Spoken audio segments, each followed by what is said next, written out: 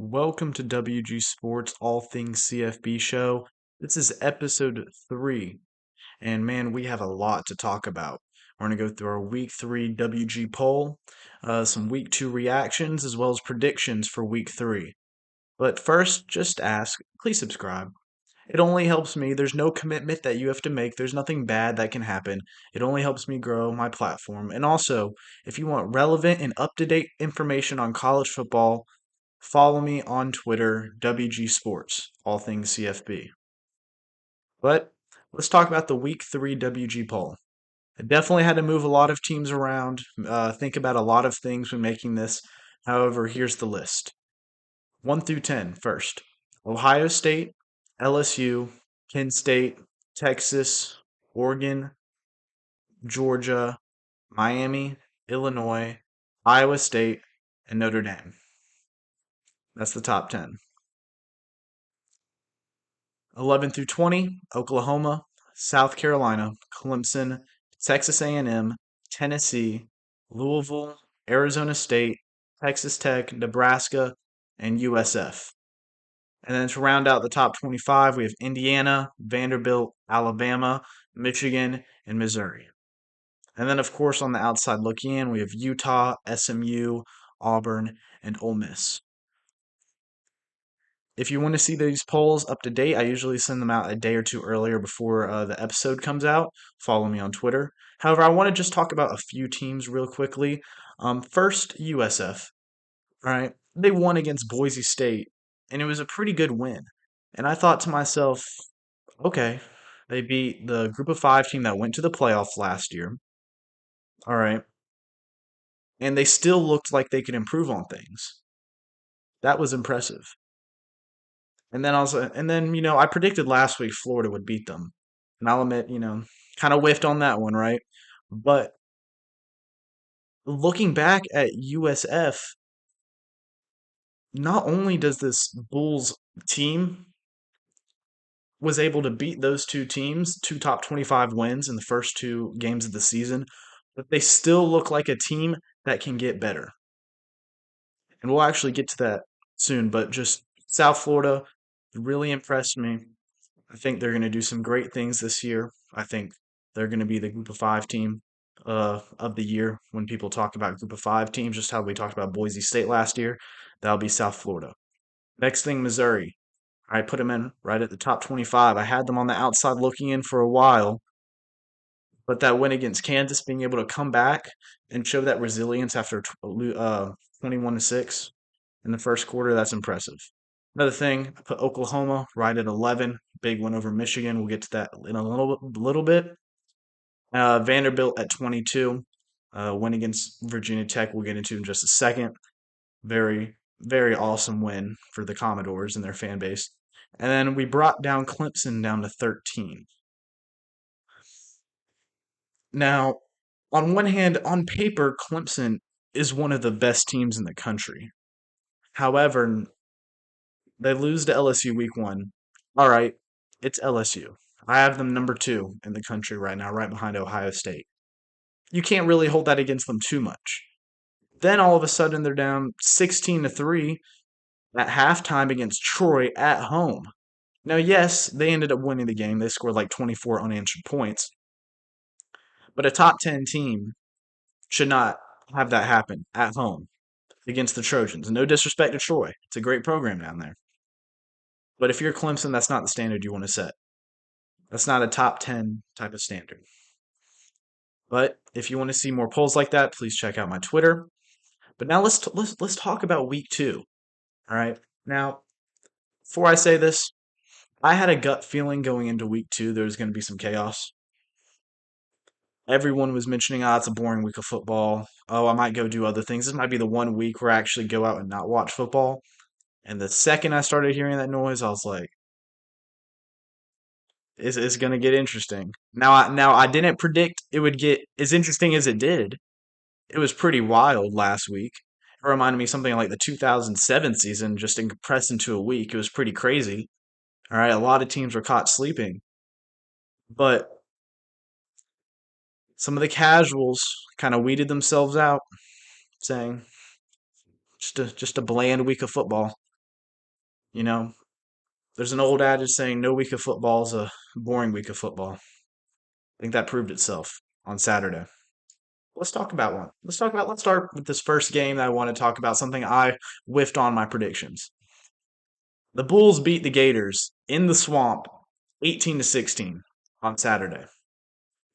Now, I'm going to talk about, I usually want to talk about the winners first, but I just had to get this off my chest. I have to talk about the Gators first.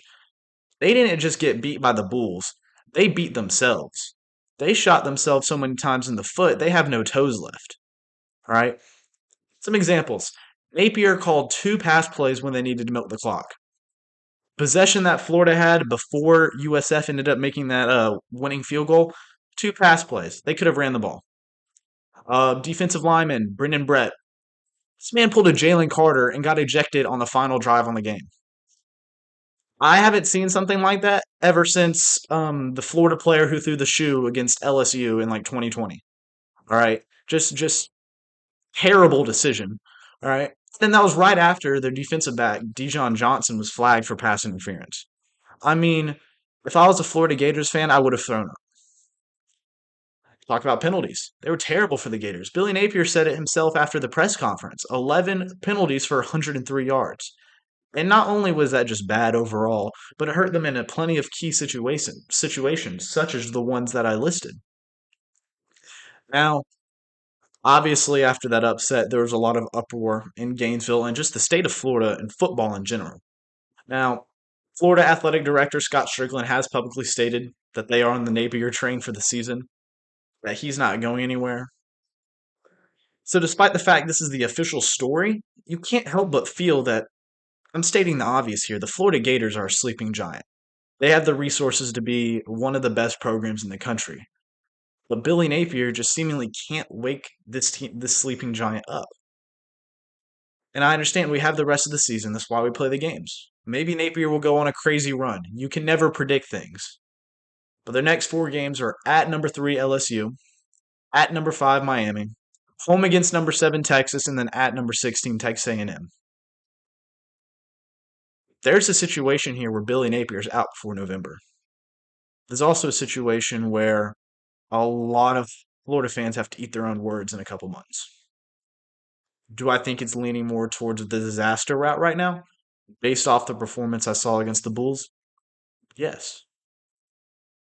Do I think that I thought the same thing about Billy Napier last year at the beginning of this season? They ended up going 8-5. They ended up winning. They ended up having a good back half of the season. So things aren't looking bright in Gainesville right now. But if you're a Florida fan, I encourage you, have a little bit of hope. If football was so predictable, we wouldn't want to watch it. Now let's finally talk about the winning team. South Florida quarterback Byron Brown looked really good.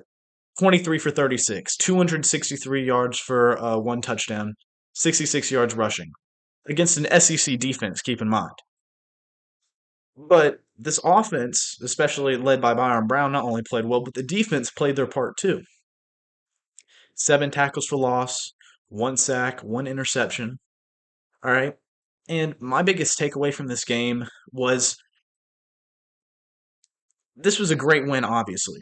But it's not like a game where I think, oh my gosh, they just absolutely dominated Gainesville. They have reached their peak. All right. I think the coaches would tell you themselves they still have things to clean up for the rest of the season. Just like how I thought after the Boise State game. They did not play a A-level game, and they still won. That is a good thing if you're a fan of the South Florida Bulls. They still have not reached their ceiling. So I think it's pretty clear they're the best group of 5 team in the nation. And can they get their 3rd top 25 win at Miami this Saturday? That's going to be a game I'm going to be watching. Now going to the Midwest, another upset. Oklahoma upset Michigan 24-13 in Norman. I mean, just an electric atmosphere in Oklahoma. I mean, anyone who just watched the game will tell you they could hear it through the TV. Some takeaways, some major headlines.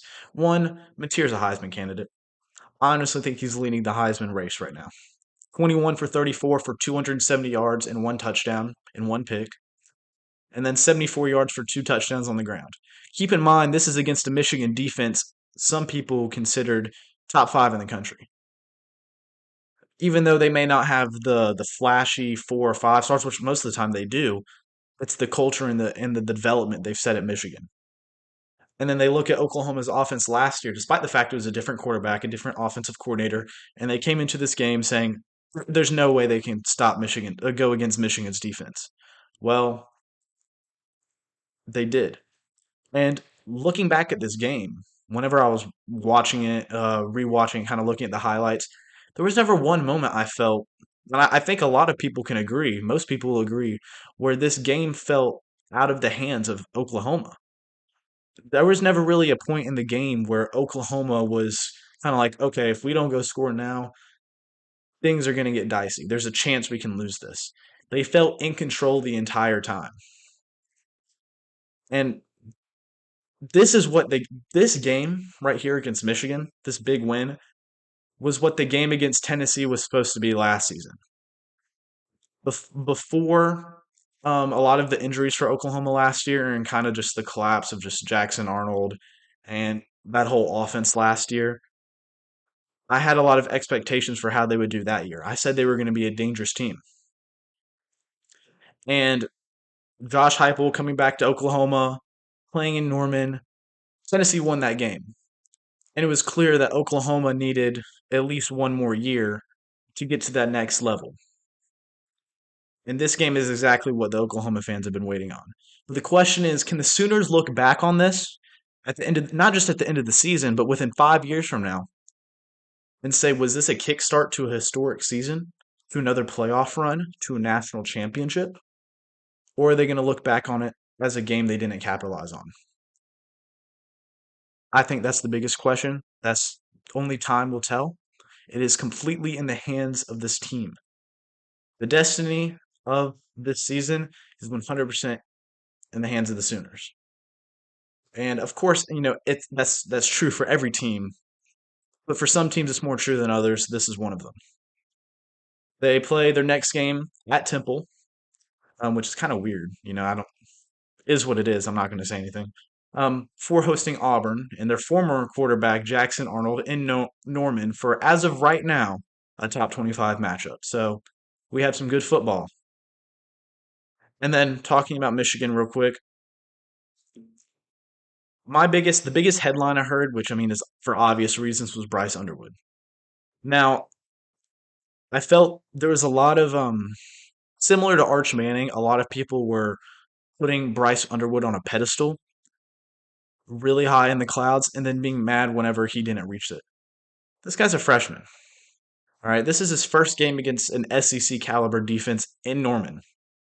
All right, and he's not a bad quarterback. He didn't even have a terrible game when you look back at his stats.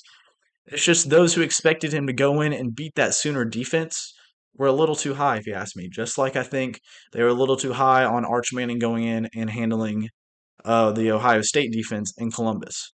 All right, so I'm not concerned with Bryce Underwood. Maybe Michigan's breakout year might be next year. Maybe they won't be able to win those big games until next year. Only time will tell. I'm gonna assume that right now, especially with the way their wide receivers played. That was just poor. I get Oklahoma has a good defense, especially under Brent Venables, but that was just poor wide receiver play they had on Saturday. Their next game is against Central Michigan before heading to Nebraska, which should be another rowdy game. Big rivalry here, a lot of hatred, border war. Missouri beat Kansas 42-31 in Missouri's home field, right? Now, if you had told me, if you or me traveled back into the past to tell me right at the end of the first quarter that Kansas was up 21-6, Jalen Daniels had a touchdown on the ground and through the air, and this defense only allowed 6 in the first quarter and also had a scoop and score, I would have been like, man, Kansas has got this in the bag. They're coming out strong. They're going to silence that crowd in Missouri, and they're going to win comfortably. Fast forward 3 more quarters, Missouri fought back. They won the game. Bo Prabula was 30 for 39 for 334 yards and three touchdowns. Just an absolutely clinic and on the offense. And then their offense also had two 100 plus yard rushers on the ground. This offense can kill you through the air or on the ground. Now, after their game against Central Arkansas, I was a little concerned about their offensive line. I'm not any longer. Then again, even though this offense looked dangerous, even though it was against a Big 12 defense, at some point you have to say that offensive performance can't be chalked up to anything other than that offense is pretty freaking good.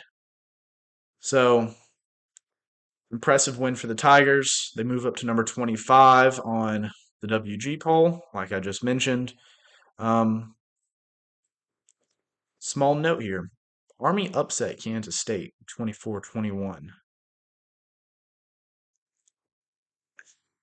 It's kind of crazy if you look at my Twitter post after Kansas State lost to Iowa State in Dublin. I asked, will the Wildcats have a 2024 Seminole type season? Will they go downhill? Right now, it looks like the curse of losing in Dublin in season opener seems to continue. I don't wish that on Kansas State, and they're probably not going to go 2-10. That was a heck of a fluke, statistically very unlikely. But as of right now, Kansas State looks like they can play football, but they just don't have enough to win. But you know what curse has ended though? Vanderbilt being bad at football. That's right. The Vanderbilt Commodores, the laughing stock of the SEC for years. All right, they're good at football. Clark Lee has done one of the most impressive jobs I've seen at a program and rebuilt this Commodore football team. Now, of course, they're not all the way there yet, but the fact that he's got them from where they started to where they are now, mind-boggling, impressive. Nothing but good things to say about Clark Lee. Now you may be asking, didn't they play Virginia Tech in Blacksburg? Last time I checked, at halftime, Virginia Tech was up 20-10. Check the score at the end of the game.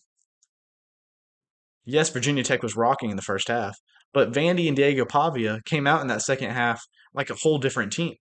They scored 34 unanswered points. Pavia threw for 193 yards, two touchdowns. All right, they had 260 plus yards rushing. Three players had at least 60 yards. Cedric Alexander is going to be a name you need to watch out for if you want to be able to talk about SEC football. Cedric Alexander, I'll say it one more time. That's a dangerous offense. It's dangerous. Vanderbilt's offense, especially with Pavia, has always reminded me of a kind of a military academy style offense. Kind of a lot of options, a lot of running the football. But all of a sudden, I see them, opening up the playbook, airing it out 30, 40 yards down the sideline and making those catches. I'm like, whoa. What Vanderbilt team is this?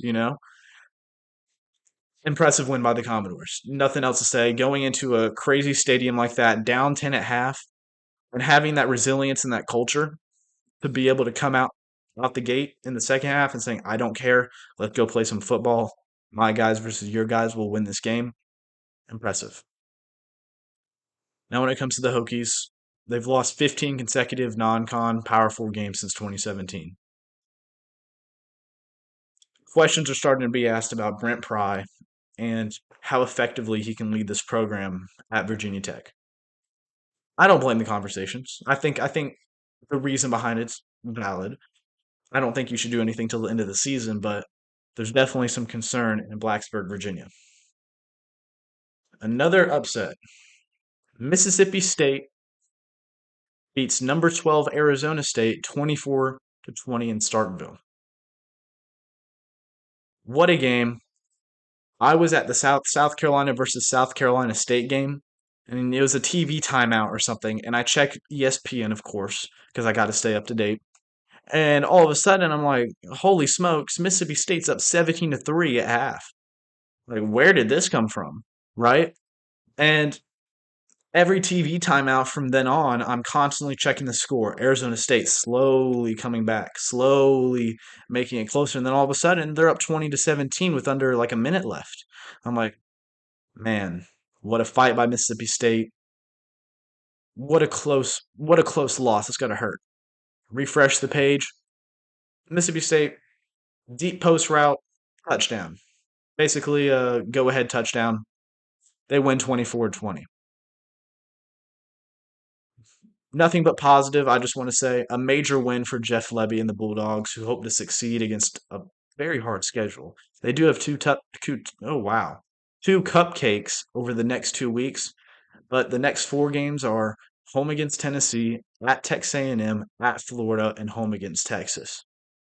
So can they build off of that momentum and get two more wins in the next 2 weeks and clean up their performance so they're ready to bring Tennessee to town and hopefully upset them too? I'm talking about Arizona State real quickly. Disappointing.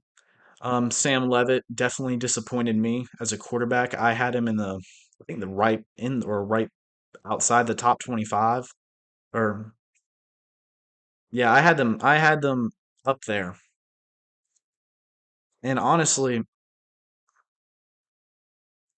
it's one of those things where at some point it's a team loss. At some point, I can't just say the wide receivers didn't play well. Sam Levitt didn't get a completion in like the first half or till near the end of the first half.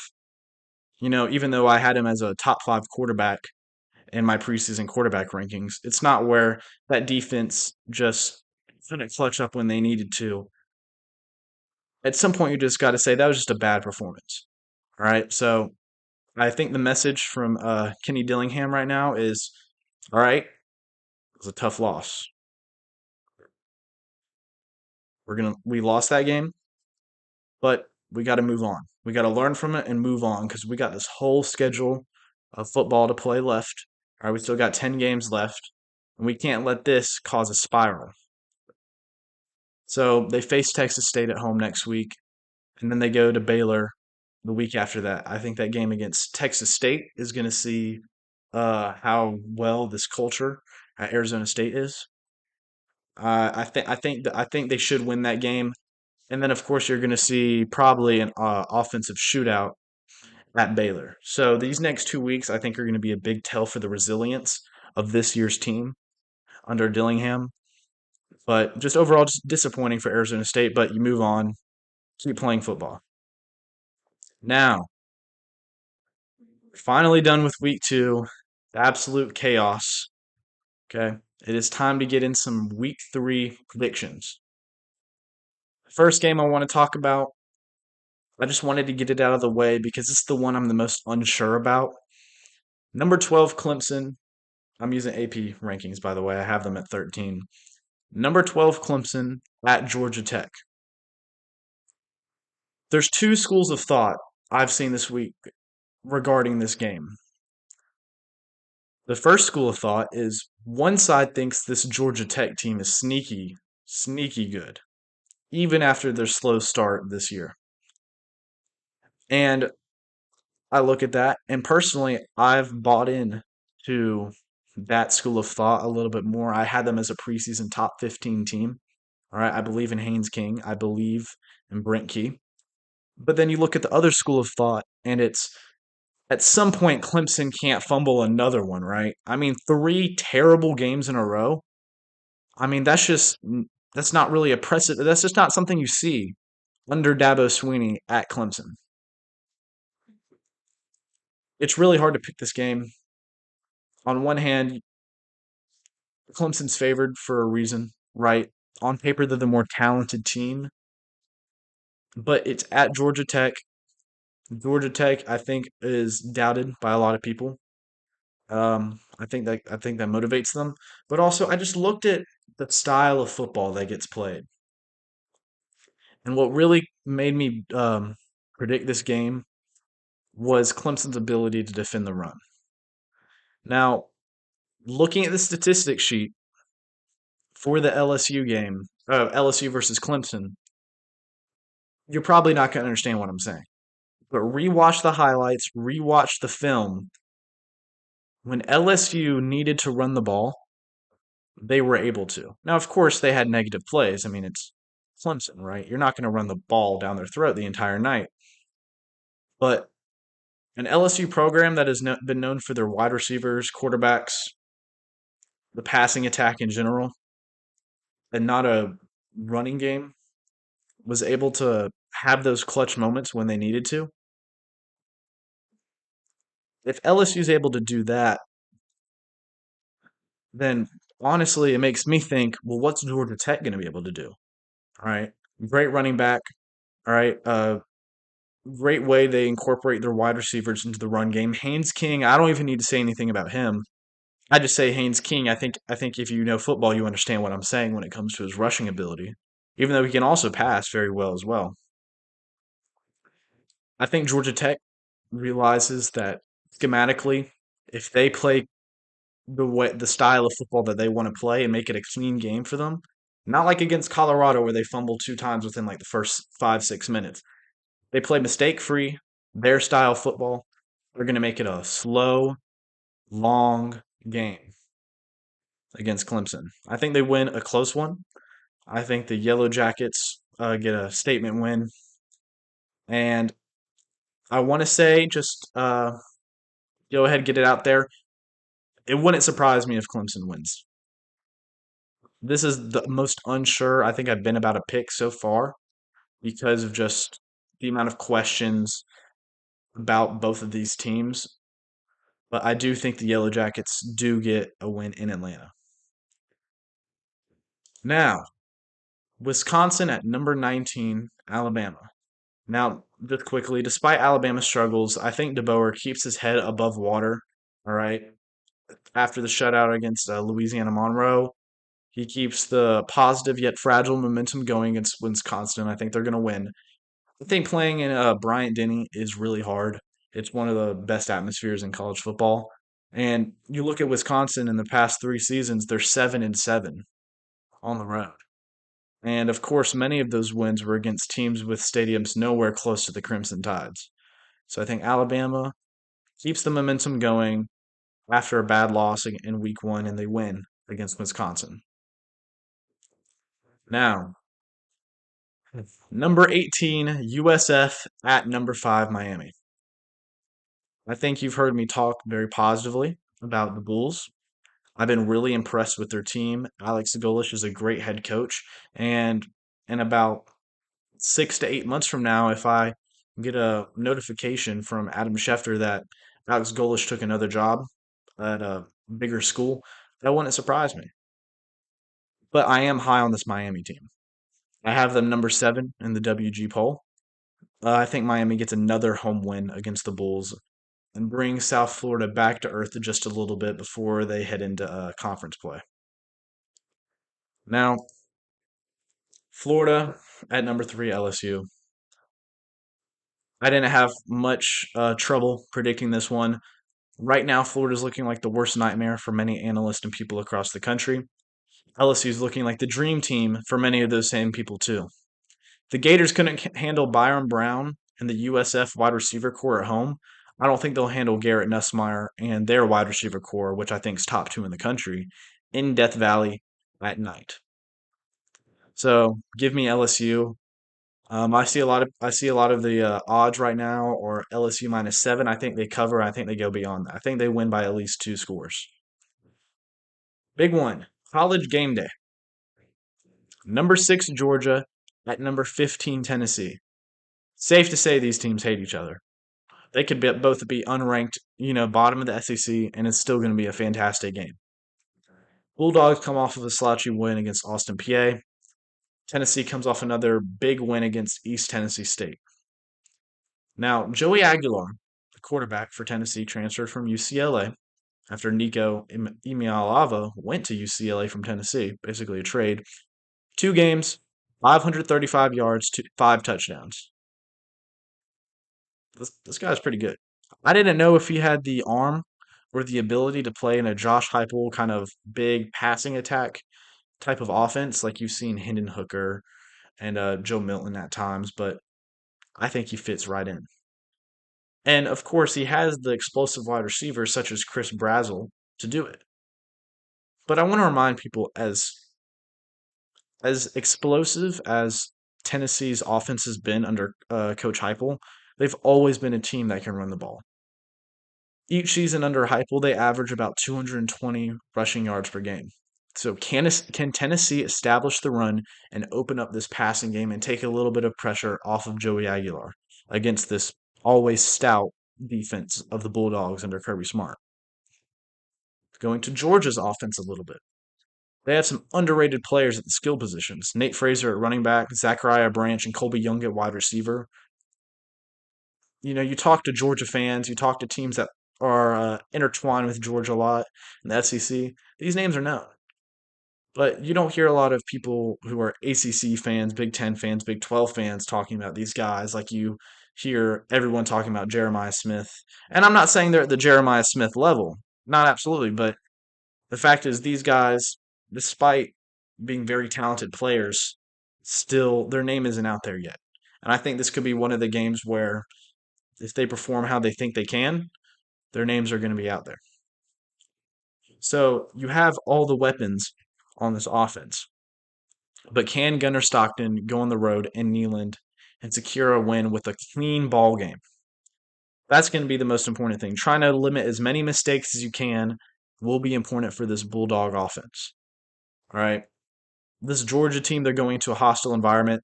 This is the same environment that Alabama lost in. All right. If things don't go right for Georgia early, it could quickly spiral. And that's my biggest concern. Now, do I think it'll probably happen? Probably not, but you never know. This is a scrappy, intense rivalry game. The last time I was hyped about this game, the Bulldogs blew them out the water in Athens in 2023, when they were trying to make it to the playoffs. But I keep thinking about Neyland being one of the best atmospheres in college football. I think about how just something a little bit different about this Tennessee offense this year from years past. Um, I think the Vols come out with a statement win over Georgia. Now, I don't think the Vols will blow them out. I don't think Tennessee will do that at all. I think Georgia will keep it at most within like 14 points, and that's a little bit of a stretch if you ask me. I think Tennessee will win by a little bit less than that, but I think Tennessee gets a big win against the Bulldogs at home. Next game, number 16 Texas A&M at number 8 Notre Dame. I only have a few things to say about this. I like Notre Dame. I think they're going to do good things this year. I have them number 10 in the WG poll, slightly lower than the AP. All right, but man, if I don't have a good feeling about this team in College Station. I'm bought in on Mike Elko. I'm bought in on the resources and talent at Texas A&M, and I think they'll come in motivated. They've had this game circled on their schedule since last year, since that loss at home by a touchdown against the Fighting Irish. So feel free to let me hear it if I'm wrong, but I think the Aggies win a close one in South Bend. And then for the final game, for week 3 predictions, just talked about them. Vanderbilt at number 11, South Carolina. Some context. South Carolina comes off a struggle win. Despite the score, South Carolina State at home, it was a rain delay. Despite all these little factors, seeing that in person, it was a struggle. The reason we got momentum going was because Vakari Swain, who's the best special teams player in the country right now, returned two punt returns for a touchdown back to back, and helped us go up 14-3. And eventually, we scored another field goal, but really changing the game for us. So struggle win against South Carolina State, a team you're supposed to win comfortably against. But then, of course, I've mentioned this before. Vanderbilt with an impressive win against Virginia Tech and Blacksburg. You score 34 unanswered points in the second half. You can't put a knock on that, even if you hate Vanderbilt. Now, I have 2 or 3 big questions about this game. Firstly, can South Carolina have, at minimum, a competent offense? Doesn't have to be the greatest offense of the week. Can it be competent? Look at the film from South Carolina State. Yes, they started in a bad field position all night, but their offensive line couldn't block a JV defensive line. let alone an SEC team coming in hot who's had this game circled, right? Their run blocking looked terrible. Their pass blocking was almost just as bad. People and the thing I don't like about this is because the offensive line is bad, people are all of a sudden looking at Sellers as a bad quarterback. I mean, the same guy that people have been hyping up as a preseason Heisman contender, all of a sudden are saying he's this terrible quarterback. How can he get in any rhythm, even with his clutch ability, when he only has 1 to 2 seconds before having to escape the pocket? Some things need to be fixed on this offensive line. Mike Shula, Ronnie Teasley, Shane Beamer. This coaching staff knows that, but the question is, can they do it? I personally think they can. I'm a little biased. I'm a South Carolina fan. Of course, I'm probably going to say yes. But, I mean, this is a blitz-happy Vandy team. Look at how much they blitzed against the Hokies. And their ability to protect Sellers and get a run game going to open up the pass game for those talented yet young wide receivers is going to be a key for the Gamecocks. Next question. Can Vandy make those explosive and clutch plays like they did against Virginia Tech?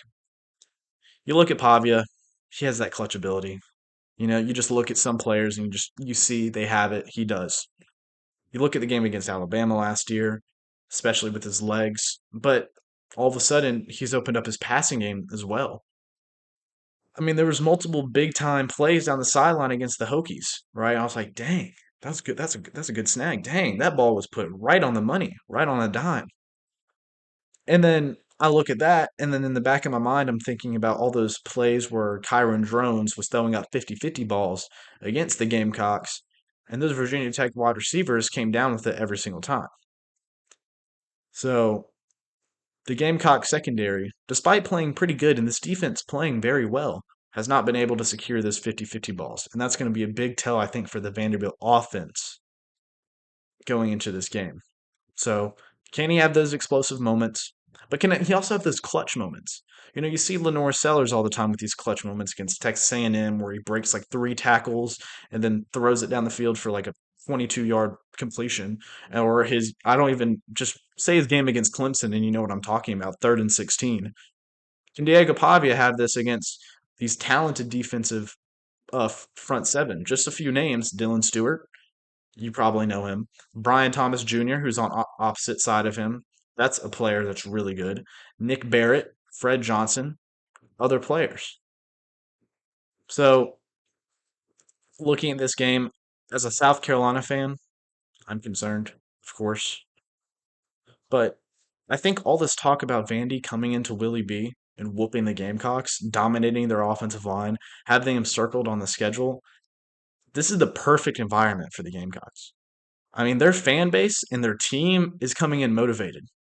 I mean, if I were Clark Lee, I'd probably be a little bit mad because you're just giving the other team some bulletin board material to put up just on the projector and let them watch it for like 10 minutes and get them amped up. All I got to say is look at last season after the Old Dominion game.